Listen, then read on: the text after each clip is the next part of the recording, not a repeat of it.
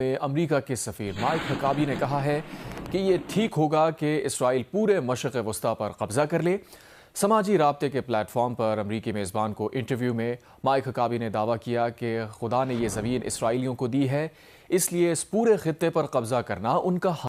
कल ही इसराइल में नियुक्त अमेरिकी सफीर माइक हॉबी ने यह बयान दिया कि अगर भविष्य में इसराइल पूरे मिडिल ईस्ट पर कब्जा कर ले तो इसमें कोई गलत बात नहीं है, क्योंकि खुदा ने यह जमीन इन्हें 3000 साल पहले देने का वादा किया था। यानी साफ साफ फिर से इन लोगों ने दुनिया को बता दिया कि हम ग्रेटर इसराइल बनाने जा रहे हैं और मिडिल ईस्ट के कई देशों को इसमें शामिल करने वाले हैं। और सिर्फ यही नहीं, बल्कि कुछ दिन पहले इसराइल के एक अन्य सफीर ने यह भी कहा कि अगला टारगेट ईरान के बाद तुर्की या ताइब और दवान की सरकार होगी।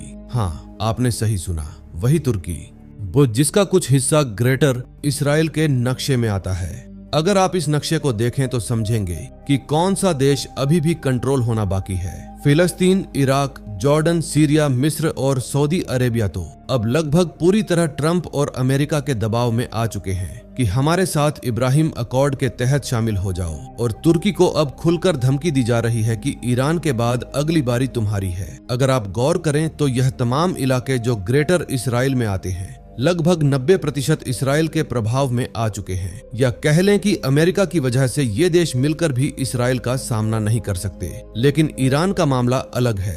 ईरान एक ऐसा मुल्क है जहां जमहूरियत नहीं है, बल्कि इस्लामी खिलाफत का सिस्टम लागू है। और ये शैतान के पुजारी अपने अका दज्जाल की आमद से पहले उसकी सल्तनत तैयार करने में लगे हैं। इसकी तैयारियां दिन ब दिन तेज होती जा रही हैं। इसलिए ईरान और इसराइल की जंग सिर्फ दो देशों की नहीं है, बल्कि कुफ और इस्लाम की जंग है। ईरान इसे अच्छी तरह समझता है और इसी वजह से जब इसके 47 साल पूरे हुए तो इनके आका शैतान की मूर्ति पूरे देश में जलाई गई। अगर ईरान टूटता है तो अगली बारी पाकिस्तान की है। वही पाकिस्तान जो फिलिस्तीनी भाइयों के खून के सौदे में अमेरिका और इसराइल का साथी बनकर उनका समर्थन करता है। गाजा में इसराइल ने बहुत तबाही मचाई, बच्चों की कुर्बानी दी, सब कुछ तबाह किया और यह सब मुस्लिम देशों से लेकर लिया गया। यह सब इसलिए कि ट्रंप और अमेरिका इन देशों को डिवाइड एंड रूल के तहत नियंत्रित करना चाहते हैं। अगर ईरान पर हमला होता है तो बदले में अमेरिका की मिडिल ईस्ट की हर एयरबेस को निशाना बनाएगा,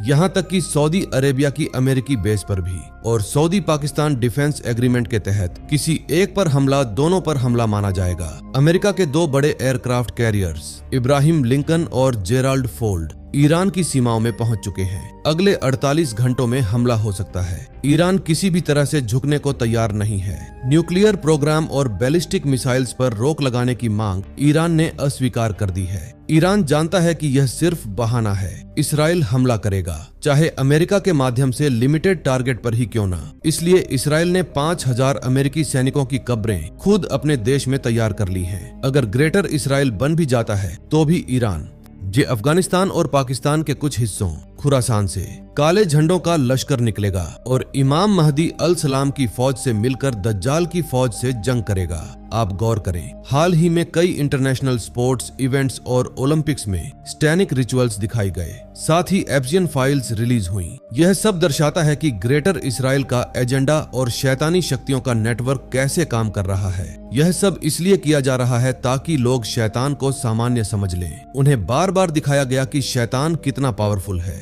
दुनिया पर उसका कंट्रोल है और अगर सफलता चाहिए तो उसके साथ शामिल हो जाओ। लेकिन अल्लाह का प्लान अलग है। अल्लाह का वादा है कि उसका धर्म हमेशा गालिब रहेगा, इसलिए घबराने की जरूरत नहीं है। हमें समझदारी और जागरूकता के साथ रहना है। अपने बच्चों को भी सिखाएं कि हक और झूठ को कैसे पहचाना जाता है और ईमान सिर्फ लफ्ज नहीं बल्कि किरदार होता है। अल्लाह ताला से दुआ है कि वह हमें फितने और दज्जाल से बचाए और नेक आमाल की तौफीक दे।